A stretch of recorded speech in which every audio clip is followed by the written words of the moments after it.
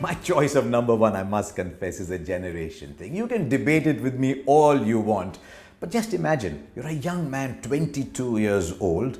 You didn't expect India to win one-day matches. Till then, India had won one game in a World Cup against East Africa. Gavaskar had made 36 from 132 balls in the first World Cup. India didn't win matches. And then they went to the 83 World Cup. They beat the West Indies early on, but then lost terribly to them afterwards. They beat Australia, lost to Australia, and then came Kapil Dev's 175. Many years later, I went to Tunbridge Wells, the small ground, and I said, where was everyone sitting? And I went and sat there, and I imagined what it must have been for Kapil Dev to score 175. And then came the semi-final against England. My generation remembers everything about that. But then the final.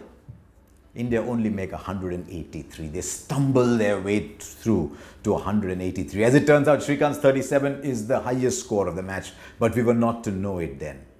Then two moments that for everybody in Indian cricket must stay in your mind forever. There's Greenwich letting a ball go through from Balwinder Singh Sandhu, bowling the new ball at a very amiable pace, but it nips back, hits the top of off stump. We've seen that 200 times, 300 times, I don't know, I've lost track. And then Viv Richards comes out and decides he's going to make 150 of the 180 runs all by himself.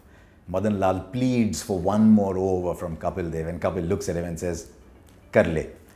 And then that catch. I remember in 2014 when India won the test match at the Oval, I'm standing there with Kapil Dev and Rahul Dravid, and I said, "Paji, kahan pakda tha aapne catch?" Because that was the catch of my generation. And he pointed out where it was and how much he ran, and I was a child all over again.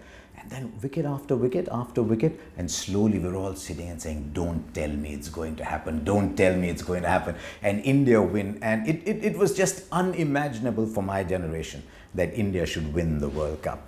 183, 140, at the end Kapil Dev goes to the dressing room, there's champagne already bought, and he says, "You won't need this now," picks up the champagne bottles, comes back, and India celebrate. There's so much to remember, but that is my number one. For among other reasons, because it taught a young man that India could win, but also there was a generation of 10-year-olds there. Who was 10 years old then? Ganguly was 10, Dravid was 10, and Tendulkar was sitting and watching.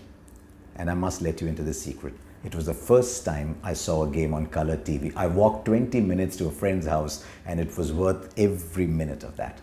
Number one, India, champions of the world, back in 1983.